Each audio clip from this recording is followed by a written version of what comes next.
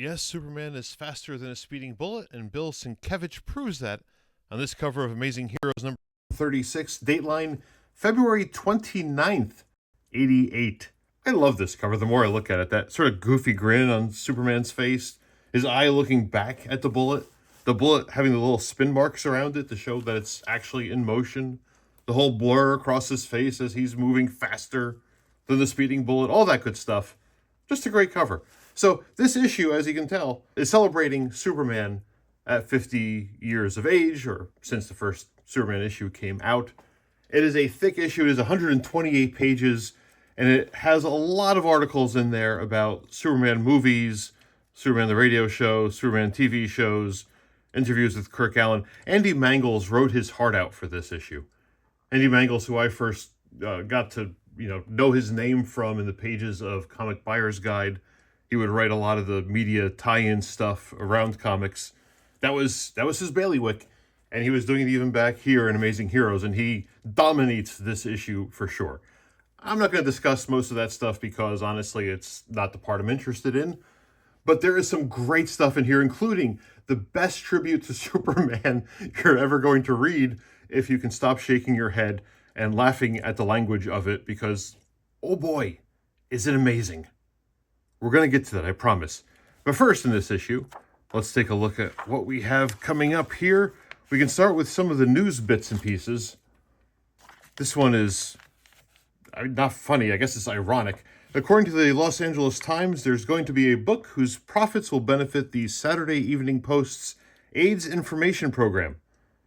And when you think of AIDS, who else would you think to contribute other than Mort Walker, of course, from Beetle Bailey, Gary Trudeau of Doonesbury, that makes more sense, Isaac Asimov, and Harlan Ellison. The irony being here, of course, Isaac Asimov would die a few years later from HIV, from a blood transfusion he got, which back then they weren't always testing all that kind of stuff, and he caught that, and that's how we lost Isaac Asimov in the early 90s.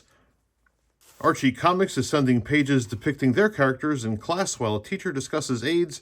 It's probably the information campaign we talked about last time. Okay, so that was a callback to a previous issue of Amazing Heroes. This is Eclipse Comics, and again, going back to the early 90s, I remember reading Comic Buyer's Guide, where Eclipse Comics would have what looked like a newsletter inside the newspaper. It was laid out like, Eclipse was having its own newsletter kind of thing, and they had it here in Amazing Heroes also. It actually runs 2 pages here, pages 9 and 10, and Amazing Heroes has to put advertisement, advertisement, advertisement across the top, just to denote that this is not their editorial stuff. It is Eclipse doing this. And it is in such tiny type, I can't read it while I'm standing above it. It's kind of amazing. You can still get back issues of Amazing Heroes. Now, Amazing Heroes at this point, 1988, will have been around for about 6 years or so.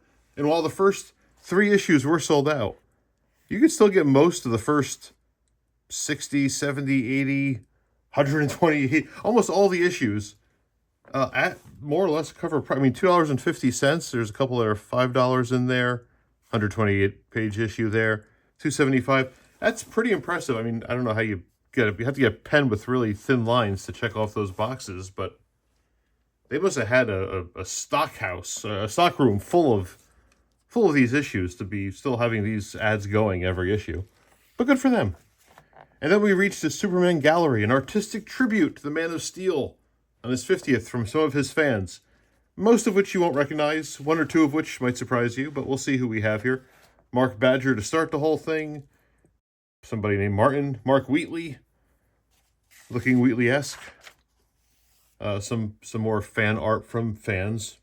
Not sure we're supposed to recognize a lot of these names. There's Larry Marder doing Bean World in a way that fits in with his drawing style, of course, perfectly. This one here, William Messner Loeb's drawing Clark Kent, changing into Superman. That's pretty cool. Dan Day has like 15 pieces, I think, in this issue. I'm only slightly exaggerating. The talking animals were a big thing in the late 80s. And here's another one. Here's the one I thought you might find interesting. There's Adam Hughes drawing Superman. Just a couple years before he might draw him in Justice League International. Although I don't think he ever did actually draw him in Justice League International, but it was the closest he would probably come for a while. Some more art. Yeah, no big names that you would recognize. Dusty, I don't know how to pronounce his last name. Abel. He drew a Superman 3-part prestige format series, as I recall. 10 years after this, probably. But let's just get to, before we get to the other Superman tribute, this is an interesting piece. The first look at Metropolis. Michael William Kaluta was doing a comic book adaptation of Metropolis based on the book. I had to do a little research on this and found it kind of interesting. I didn't realize this. We all know of, Fritz Lang's Metropolis silent movie. It was written by a woman named Thea Van Harbaugh, based on a novel she had written previous to that, which was actually a treatment for a movie. The two of them would get married, I think, or to each other's second spouses. The whole thing is, intermixed. It's wonderfully done. In any case, Michael William Kaluta, Michael W. Kaluta in this case, was doing his adaptation of the movie, and the pages they have here look pretty awesome. I have to admit, I want to find this book now. He's a wonderful artist and did some great work on the illustrations for this piece. And that's all you get. And then we get back to more of the Superman stuff. So let's just get to the highlight of the issue. Let's get to what happens when you ask for writers to reflect on the Man of Steel. And you ask some of the biggest names, some people with history in comics, to write about what Superman means to them. Everybody from Forrest Ackerman to Mike Barr is in here. Larry Marder, forget him. T.M. Maple, the letter column writer. William Messner Loebs is in here. Ty Templeton, Jim Woodring, Frederick Paul, for goodness sake. John Workman. All beautiful stories, reminiscences, thoughts about how Superman impacted their childhood and impacted the world of comics. Talks of loyalty and honor and heroism, and how he was an inspiration for us all, and how a single comic book character could impact people. And then you have this page, written by Gary Groth. For those of you who don't know, Gary Groth is the publisher of Fantagraphics books. He has a very specific point of view in the world, which makes him exciting and interesting and challenging. And yes, we need more people like him, even if sometimes he can frustrate you by being so single-minded. But that's okay. That's the kind of thing that used to get to me more like 20 years ago. Nowadays, I appreciate it for what it is. And the universe of ideas, he has a specific set of them, and he sticks to them no matter what. You have to appreciate that. So when it comes time to do an issue celebrating the 50th anniversary of Superman, he didn't hold back. He wrote this piece, which I'm going to read to you, or at least parts of it, because it is just spectacular in its verbiage, spectacular in his attacks, and in his point of view, and his thoughts. Again, we bring back out the trusty remote control so I can hold this thing flat. Let us read what Gary Groth has to say about Superman on his 50th anniversary. My only interest in Superman, marginal at that, stems from his continuing presence as a symbol of banality and infantilism in the history of the American comic book. The character has emerged after 50 years of relentless marketing and hype as a legitimate literary creation.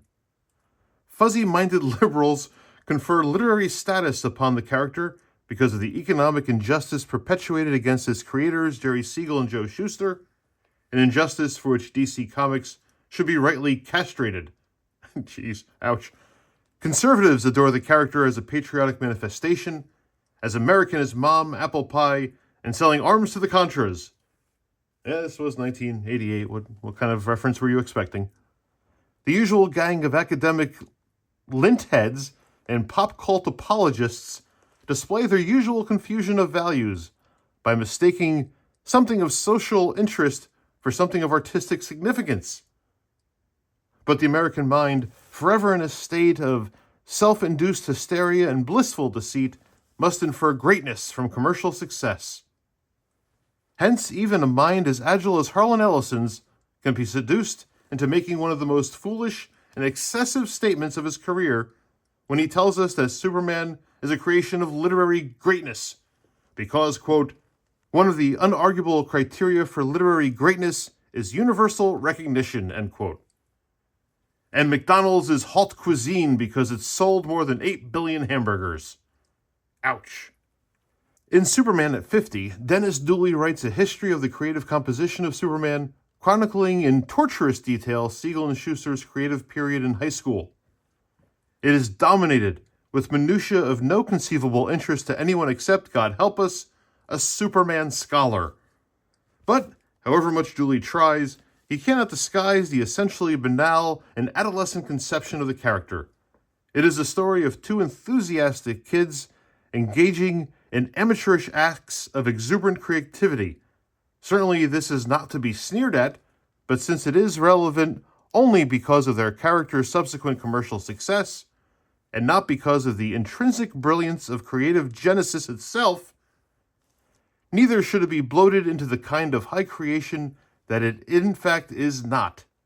Dooley's suggestion that Superman is representative of and equal to the philosophical principles espoused by Socrates is too fatuous even to discuss.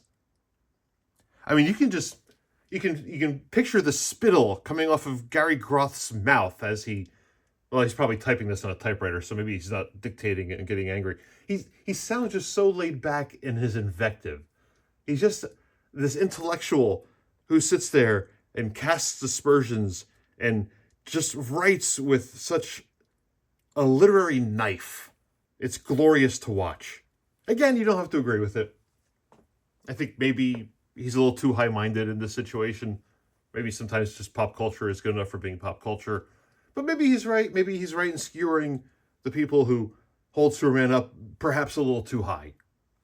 I don't know. I'm probably going to get canceled just for saying that myself. Groth continues, and we're not even halfway down this thing already, but it's so good I want to read it all. Similarly preposterous is Ellison's statement that Superman is the 20th century archetype of mankind at its finest. He is courage and humanity, steadfastness and decency, responsibility and ethic. This, Groth writes, is a schoolboy's perception of a comic book character, and indeed, it is not surprising that it was written by a 55-year-old schoolboy. Now, to be fair, this is me again talking, there is a history between Harlan Ellison and Gary Groth that involves lawsuits and Comics Journal interviews and lawyers.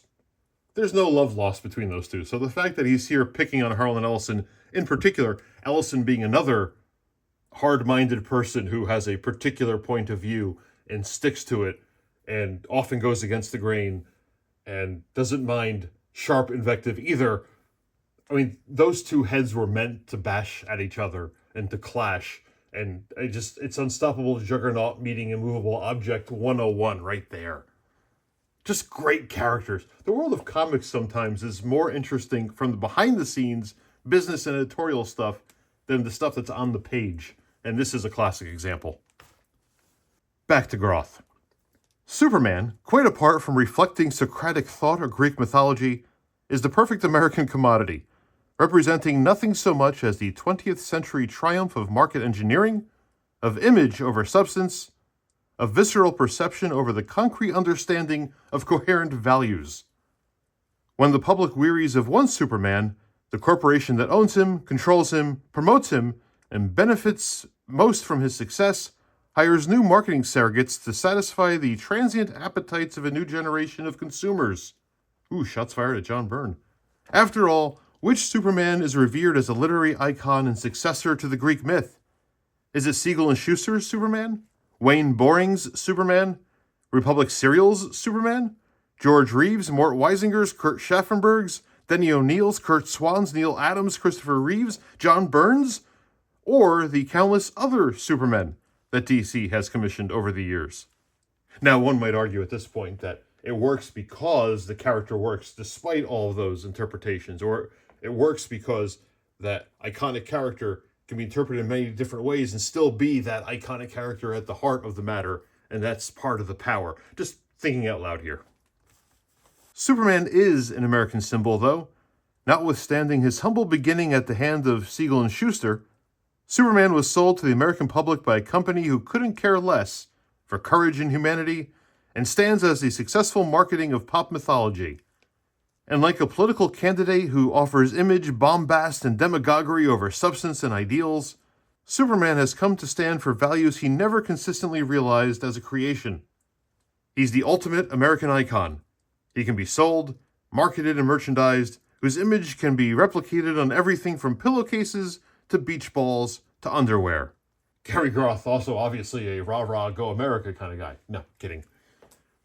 We're getting to the end here. We're going to wrap up with a great quote, and perhaps Gary Groth's greatest paragraph ever written. Martin Williams puts Superman's place in literary history in perspective in the Smithsonian Book of Comic Book Books. Superman is one version of the hero with 1,000 faces, to employ the title of Joseph Campbell's excellent book on the subject, and his appeal should therefore not surprise us. But Superman is a crude version of the hero, if you will, an elementary one. Unlike his more developed analogs in all the world's great religions, Superman does not offer love or goodwill, self-knowledge or contemplation as keys to man's salvation. He offers his own physical powers. Groth finishes now with this spectacular, semicolon-laden paragraph that really technically is only one sentence, and I don't know how many breaths I'm going to have to take to read through this one.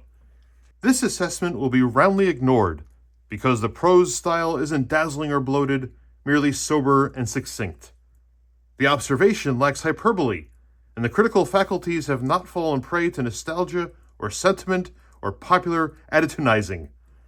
And it's not filled with the obligatory gesticulation and platitudinous banalities that turn otherwise intelligent men into simpering mouthpieces for good old American junk. Ladies and gentlemen, Gary Groth, celebrating Superman's 50th anniversary. Let me just try that last sentence again. And it's not filled with the obligatory gesticulation and platitudinous banalities that turn otherwise intelligent men into simpering mouthpieces for good old American junk. The funny thing is, I think this essay would go really well these days. If you put this thing on Twitter tomorrow, Blue Sky, or God forbid Threads, he'd probably get 1 million likes, attaboys, and tips. It is spectacular. What started out as a celebration of Superman on his 50th anniversary instead becomes biting commentary on America as a country, as a people, and as a concept and idea. Now we've looked way too far into both ends of the Superman mythos. That is Amazing Heroes, number 136, for Sadie Hawkins Day, February 29th, 1988. It is spectacular.